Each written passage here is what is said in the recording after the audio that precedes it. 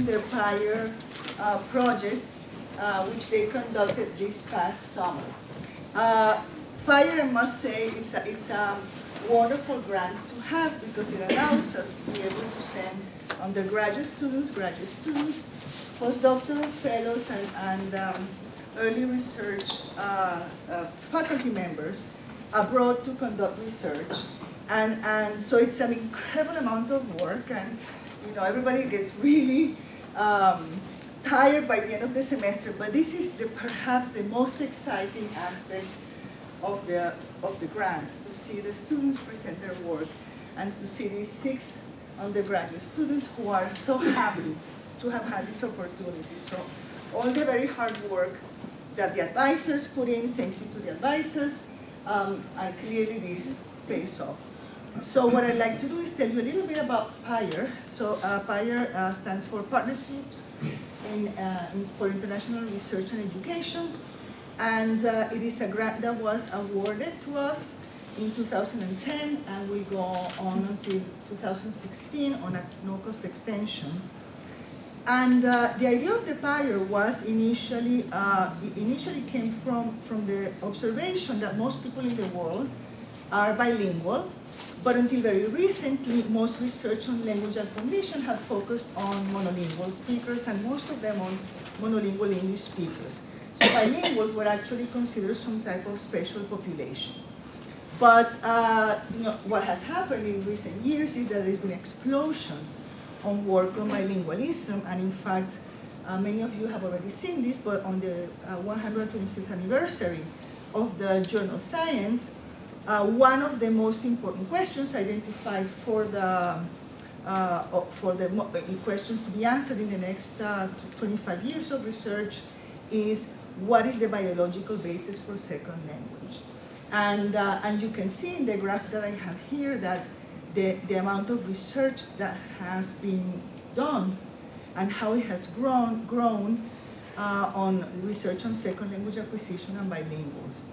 And so there is a new way of thinking about bilingualism, if you will, where people are actually using bilinguals to study aspects of language and cognition that can't really be studied or are very difficult to study with monolingual speakers alone. But of course, how do you do research on bilingualism in central Pennsylvania? And this is where PIRE comes in, because we're able to actually connect to people from many parts of the world where bilingualism takes different forms, and where we can send our students to be able to do this type of research. And so for our PIRE, we have domestic partners, Haskin Labs, and the BL2 NSF at Gallaudet University, and then our international partners at Radboud University, Mannheim, Lund, University of Granada, University of Rovira in Virginia, the ESRC Center for Research on Bilingualism at Bangor, Wales, and Beijing Normal, and Hong Kong University. And this is just a graphic representation of our network. And hasn't been updated, so there is more there.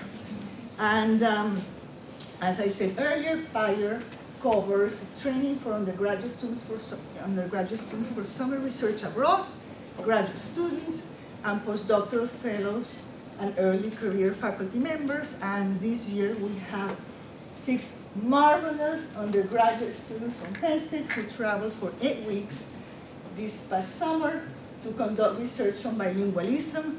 They knew very little about research when they left, and you're going to hear how expert they become in only a very short period of time.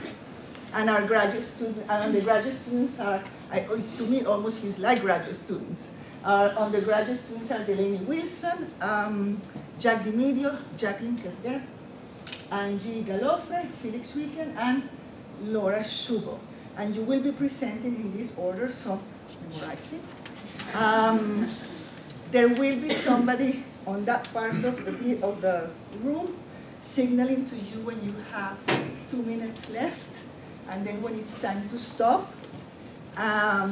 And before I leave the podium to Delaney, I want to thank all of the CLS faculty who have supervised the students, because I know this is a great deal of work.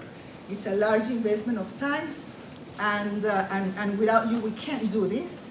our PIRE partners for hosting our students, and Sharon Elder, who couldn't be here today, who is simply fabulous and has made travel possible for these students. And here are the ground rules, 10 minutes each, with a warning 2 minutes before, and then a sign that says, doesn't say stop, it says it is time up. Okay?